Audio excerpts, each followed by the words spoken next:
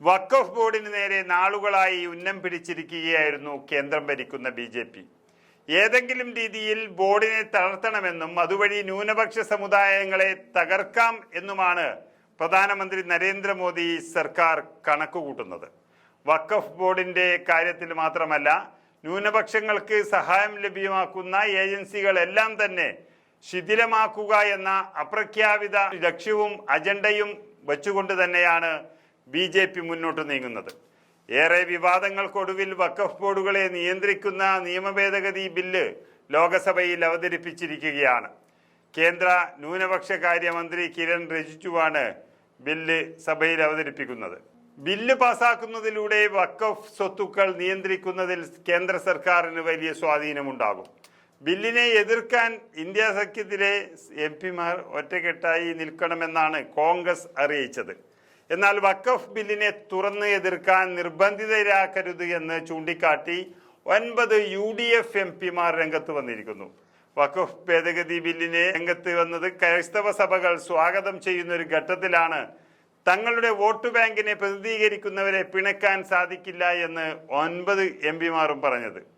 KC വേണുഗോപാലിന്റെ വസതിയിൽ ചേർന്ന UDF MP-മാരുടെ യോഗത്തിലാണ് ബില്ലിനെ എതിർക്കുന്നതിൽ MP-മാർ ആശങ്ക ഉയർത്തിയത്. വിപ്പ് ലംഘിച്ച് വോട്ടെടുപ്പിൽ നിന്ന് വിട്ടുനിൽക്കാൻ അനുവദിക്കണമെന്നാവശ്യപ്പെട്ടാണ് MP-മാർ രംഗത്ത് വന്നത്. ബില്ലിനെ പിന്തുണയ്ക്കാൻ ജനതാദൾ യുണൈറ്റഡ്, TDP, ലോക് ജനശക്തി എന്നിവ തീരുമാനിച്ചു കഴിഞ്ഞു. പാർലമെന്റ് സമ്മേളനം അവസാനിപ്പിക്കാൻ 3 ദിവസങ്ങൾ മാത്രം ശേഷിക്കെ തിരക്കിട്ട് തന്നെ നടപടികൾ പൂർത്തിയാക്കാനാണ് സർക്കാർ ശ്രമിക്കുന്നത്. ബില്ലിനെ എതിർക്കുന്നതിൽ നിന്ന് വിട്ടുനിൽക്കാൻ ജോസഫ് ഗ്രൂപ്പിന് മേൽ സമ്മർദ്ദവുമുണ്ട്. 24 മണിക്കൂറിനുള്ളിൽ ഇതേ ബില്ല് സഭയിൽ എത്തുമെന്നും അവിടെ മാണി ഗ്രൂപ്പിന്റെ പ്രതിനിധിയായി നിൽക്കുന്നത് ചെയർമാൻ ജോസ് കെ മാണിയുമാണ്. ക്രൈസ്തവ വോട്ടർമാരാണ് മാണി ഗ്രൂപ്പിന്റെ വോട്ട് ബാങ്ക്.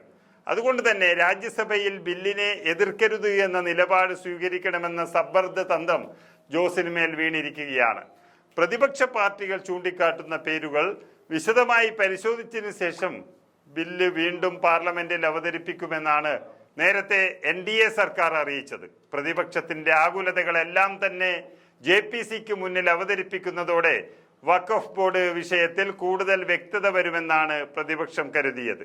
എന്നാൽ JPCയിൽ കടന്നുകൂടിയ BJP MP-മാർ ഇന്ത്യ സഖ്യത്തിനെ അടിച്ചിരുത്തി ഏകപക്ഷീയമായി ബില്ല് പാസാക്കിയെടുക്കുകയായിരുന്നു ചെയ്യുന്നത്.